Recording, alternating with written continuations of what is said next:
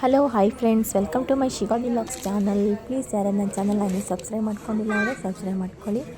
ಇದು ಬಂದು ನಮ್ಮ ಮೈಸೂರಿನಲ್ಲಿ ವಾರ ಅಂದರೆ ಭಾನುವಾರ ಇದು ಸಾವಯವ ಸಂತೆ ಅಂತ ಅಂದ್ಬಿಟ್ಟು ನಡೆಯುತ್ತೆ ನೋಡಿ. ನಿಮಗೆ ಇಲ್ಲಿ ಯಾವುದು ಅಂದರೆ ಮನೆಯಲ್ಲೇ ರೆಡಿ ಮಾಡಿರುವಂತಹ ತಿಂಡಿ, ತರಕಾರಿ, ಬೆಳೆದಿರುವಂತಹ ತರಕಾರಿ ಅಂದರೆ ರೈತರು ಬೇರೆ ಯಾವುದಾದ್ರು ರಾಸಾಯನಿಕ ಗೊಬ್ಬರ ಹಾಕದೆ ಮಾಮೂಲಿ ಅಂದರೆ ಸಾವಯವ ಗೊಬ್ಬರ ಹಾಕಿ ಮತ್ತು ಬೆಳೆದಿರುವಂತಹ ತರಕಾರಿಗಳು ಎಲ್ಲ ಸಿಗುತ್ತೆ. ಇದು ಬಂದು ನಿಮಗೆ ಅರಮನೆ, ಮೈಸೂರು ಅರಮನೆ ಪ್ಯಾಲೇಸ್ ಇದೆಯಲ್ವ, ಅದ್ರ ಮುಂದಗಡೆ ಮೈಸೂರು ಅಂದರೆ ಅರಮನೆ ಪ್ಯಾಲೇಸ್ ಆಫೀಸ್ ಅಂತ ಫಸ್ಟ್ ಇತ್ತು, ಬಟ್ ಇವಾಗ ಇಲ್ಲ.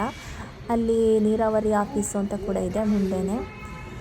ಅಲ್ಲಿ ಇದು ಅಂದರೆ ಭಾನುವಾರ ರಜೆ ಇರುತ್ತೆ, ಅಲ್ಲಿ ನಡೆಯುವಂತಹ ಇದು ಸಾವಯವ ರೈತರ ಸಂತೆ ಅಂತಂದ್ಬಿಟ್ಟು ವಾರ ಭಾನುವಾರದಲ್ಲಿ ನಡೆಯುತ್ತೆ.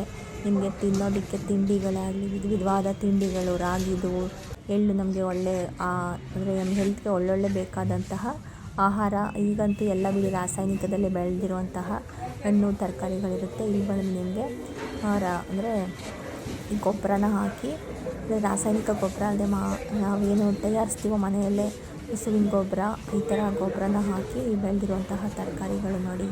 ಯಾವ್ದು ಬೇಕು ನಿಮಗೆ ಅದು ಸಿಗುತ್ತೆ, ಬನ್ನಿ ತಗೊಳ್ಳಿ.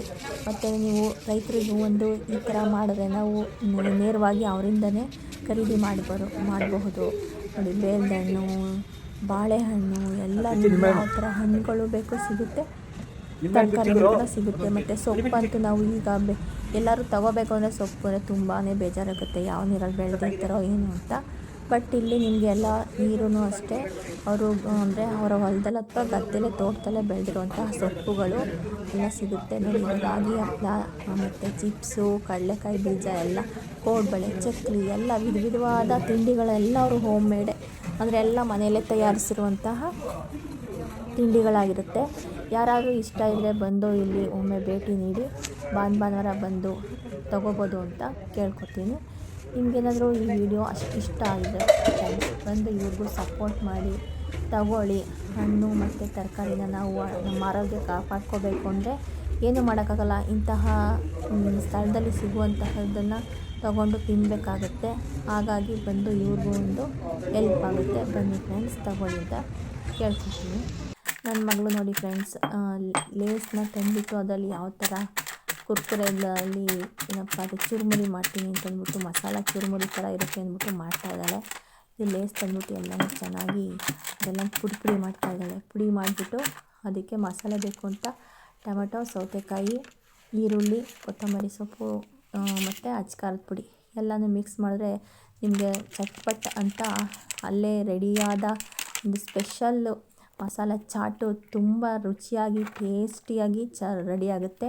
ಅದಕ್ಕೆ ನೀವು ಹೆಚ್ಚು ಪಾತ್ರೆ ಏನು ತಗೊಂಡು ಮಿಕ್ಸ್ ಮಾಡುವಂಥ ಅವಶ್ಯಕತೆ ಇಲ್ಲ, ಏನಿಲ್ಲ, ಎಲ್ಲ ಅದರಲ್ಲೇ ಇರುತ್ತೆ. ಮಾಡ್ಕೊಳ್ಬೋದು, ಮಿಕ್ಸ್ ಮಾಡಿಕೊಂಡು ಅಲ್ಲೇ ಸ್ಪೂನಲ್ಲೇ ನೀವು ತೊಗೊಂಡು ತಿಂದರೆ ಸೂಪರಾಗಿರುವಂಥ ಚಟ್ಪಟ್ ಮಸಾಲೆ ರೆಡಿಯಾಗುತ್ತೆ.